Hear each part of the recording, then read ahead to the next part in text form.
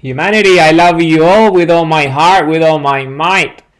My videos are about love, infinity, energy, creation, because we're infinite creation, we're infinite love, we're infinite energy. Why? Because of the human heartbeat. See, our primordial instinct to live is because of the human heartbeat. This is it. We live because of the human heartbeat. Without the human heartbeat, the human race wouldn't exist. We need the human heartbeat, and the heartbeat comes from the heart. And we love with the heart. We love with the heart. So nature is telling us in the most poetic of ways that you live to love. Because the place that's giving you life, which is the heart and the heartbeat, is the same place where you love. We love with the heart. So we live to love and we love to live. Why? Because we all want to be happy. We all want to have meaningful lives. This is what we all want to have. There's not such a thing as someone wanting to be miserable. We want to be beautiful creators. This is who we want to be. We want to have a purposeful life full of purposeful goals, purposeful results, purposeful energy, purposeful love, purposeful flow, purposeful action, purposeful daily action. This is what we all want. We're driven to have meaning, to be happy. This is who we are. So why energy, and why love, and why creation, and why life, and why all these things? So let's start at the very fundamental and obviously level, and it all starts with the human heart. With the human heart. Our biological creator is the human heart. So the human heart generates an electromagnetic field, and this pulse of life, this pulse of creation, is what powers the human body, brain. Our organs function as a result of it. So we are conscious, self-aware. We are a sentient species, sentient being because of the human heartbeat, because it generates the power required for the human body to work in the first place. So we can be self-aware, conscious, and sentient beings. So just let's connect the dots there. So we live to love and we love to live, right? So it makes us a benevolent species, is what makes us. We, the human race, we are a benevolent species, we're a heartful species, we're a love-based species, we're a heart-based species. This is who we are, this is our nature. We live to love and we love to live. Think about it. The heartbeat gives us life and we love with our hearts, comes from the same place. So we are alive, so we love. And that's why we love life. This is why we love to live, because the heart gives us life and we love with our heart. So we are alive, so we love. How do we prove this biologically? At the most concept, at the simplest of all concepts, it's the simplest notion is the most basic idea, and it's biological in nature. So it's true when biology is in there. There's subjective reality. So this is truth. So it starts with our instinct to reproduce. Then again, another instinct just to live, to love. What's another instinct that we have? The instinct to love. And what's that? To make love. To reproduce. Reproduction. Instinct. So we further the species. We reproduce. We large in numbers.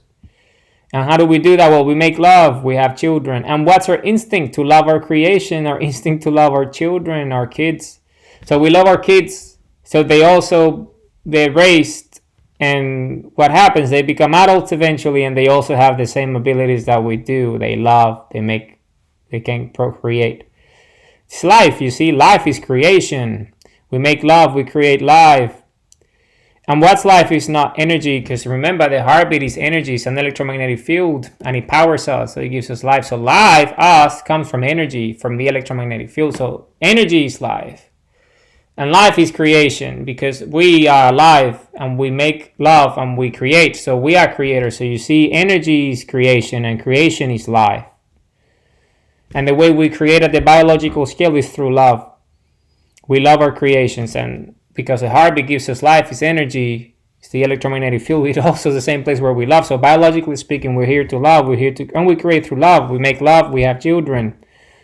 The human sperm, the human egg coming together, zygotes, reaching a critical mass. Once the threshold is reached, what emerges?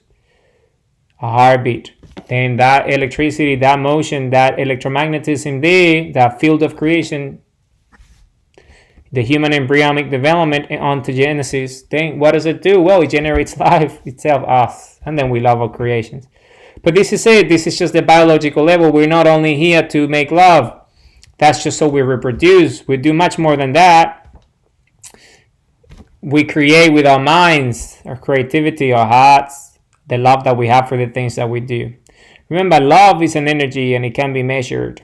At the lab, we know exactly what the resonance of love is, the hertz, and all these different things. This is just the way it works. It can be measured. There is a pattern, a waveform attached to love. So there is another one attached to all the other emotions. But why love? Because love is creation itself. It's the highest level of energy. It's the life form itself. It's the waveform of creation is love at a biological scale. We make love, we have children, and we love our creations.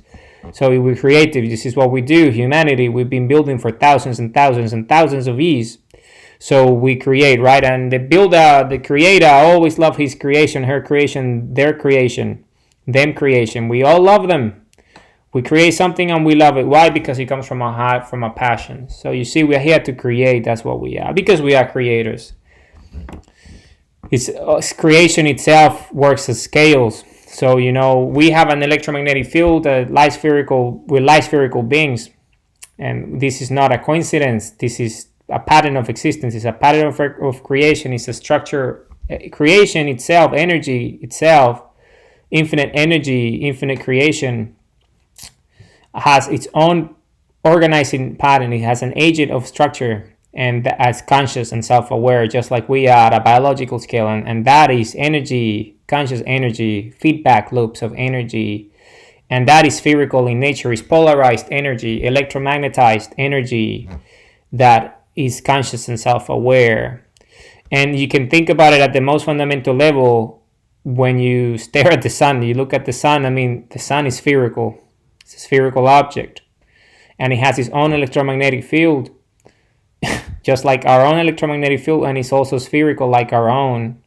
And then it powers the fusion happening at the heart of this core of the sun, and it creates elements through fusion. It's a fusion reactor, a gigantic natural fusion reactor created by these forces of creation itself. So this spherical light being, this electromagnetized consciousness and self-awareness at infinite scales of creation. So at the astronomical scale, which is our scale here in the solar system, the sun creates the conditions so we have life here at the biological scale. And the way we do that is by this fusion reaction happening at the core, at the heart of the sun, as a result of the electromagnetic field of the heart in the first place, of the sun in the first place. And so you have hydrogen and all these different elements that form the periodic table and all this chemistry that leads to us. So then obviously that energy, you see these flares, these beams of electricity, this radioactivity happening. It generates the condition through gravitational pull and angular momentum and all sorts of natural phenomena for another spherical object to form at a much denser level, which is the Earth. And the Earth itself has its own core, its own heart, and it has its own electromagnetic field that generates the conditions here on Earth. And that's essentially the atmosphere, the biosphere, and all the different elements, the support systems, and the like that allow us as biological species and organisms through the DNA to essentially exist, because we breathe elements. Oxygen is an element. We breathe it, and we drink water, which is two elements, hydrogen and oxygen. So you see, we're a highly evolved organism that breathes elements and drinks elements, which is fuel. These are active elements, oxygen and water. Hydrogen and oxygen, these are highly active elements. They're fuels, and we use them so we can power ourselves, our own engine, the human heart, the human brain, the body, our electromagnetic field, light spherical being, just like the light spherical being of the electromagnetic field of the Earth and the electromagnetic field of the sun. You see, soul creation itself is spherical. It's just different scales of creation. The Earth is terrestrial scale, the sun is astronomical scale, and us, we are the biological scale. Electromagnetic field of the heart generates the power required, the pulse of life, the pulse of creation, to power the body, the human brain, so we can be conscious and self-aware and sentient, have a heart so we can love, and then obviously be intelligent in our nature, heartful nature. This is who we are. It's just a beautiful thing. Who we are the human race. We are a beautiful thing. We're light spherical beings. This is who we are. See, and we're compass. This is why we exist. We live to love and we love to live purposeful lives, and that's what compass is. It's us, the individual. We're energy. We manifest free will, and we shatter illusions and fantasies. And today's video, I'm gonna talk a lot about my book today, because today's video is about its title. It's why.how/title. That's why.how/title. That's essentially the name of my book. You can refer to it on Substack, and then you can refer to it on YouTube and on the website title, which is the name of the book. So I'll give you the name. The full name of the book is Fantasies and Illusions, Compass, The Quest for Free Will. So I'm going to say that again: Fantasies and Illusions, Compass, The Quest for Free Will. So that's the full name of the book. You know, I authored this book throughout the years. It took me a long time. So you can always refer to the visual of the title of the book on why.how/title. So Fantasies and Illusions, Compass, The Quest for Free Will. So let's start there, let's start there. So because today I'm going to talk about compass, I'm going to talk about obviously free will, fantasies and illusions, sundial, all these concepts that are fundamental to who we are. So let's go in that order. Let's start at the top, fantasies and illusions. Why that name? Why fantasies and illusions? If you're familiar with my work, you know that I talk about control. And control, in a way, has to do with things outside our control and things in our control. Things we can control and things we can't control. Outside our control or in our control. Two levels. It's two levels. As a human, as the individual, we have two levels. Things we can control and things we can't control. And both levels have fantasies and illusions. There is fantasies and illusions that we can control, and there is fantasies and illusions that we can't control. Okay? And fantasies and illusions are essentially they're created by mediums and media. So what's a medium? A medium is an object. A medium is a gadget, is a mechanism. A medium is a mechanism, it's a channel, it's a vehicle, it's a vessel, it's something, it's an object.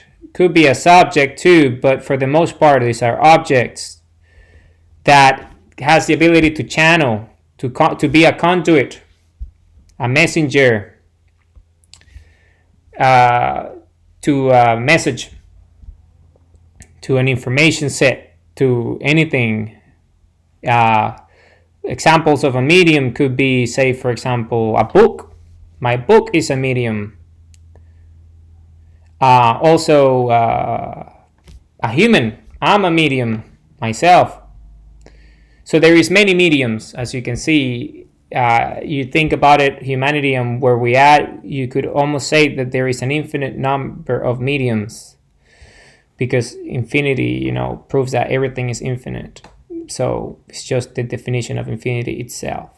So part of it is the nature of infinity, and we're part of it. So if you think about it fundamentally, technology is a medium, and there is many technologies, so that makes technology have many mediums, many ways, many methods, many forms, many shapes, in which messages and information is communicated, conveyed, a conduit, right? So that's what a medium is. A phone, smartphone, an app, those are mediums. All these different things. These are all mediums. Humans are mediums. All right. Ideas are mediums. Memories are mediums. Events, they're mediums. All these things, they're all mediums. Okay. A medium as a singular, mediums plural. And then you have media. So media itself is the message. Media is the message, not the messenger, which is a medium, but the message. Media, which comes from medium, but the plural of it is media in this context, because it's not an object, it's a subject. And the subject is this idea. And media, we have the traditional notion of media and way we consume content. There's many methods, many forms. AI, for example, is a way we consume media, and all these. So it's subject, it's information, it's data coming through our senses, our perception. Because remember, I have spoken about this in the past, we perceive reality through the individual, the identity and true self, which is the first primary element of compass, is the one that interprets reality, and we perceive reality through our senses. Sight is the most prevalent sense because our brains are wired in a big way to be tailored for sight. It's not a coincidence that we have a set of eyes and they're in front of our brain, so you see. And it's two of them, and then obviously hearing, two ears right next to our brain, our nostrils, smell, two of them right next to our brain, our mouth, taste right next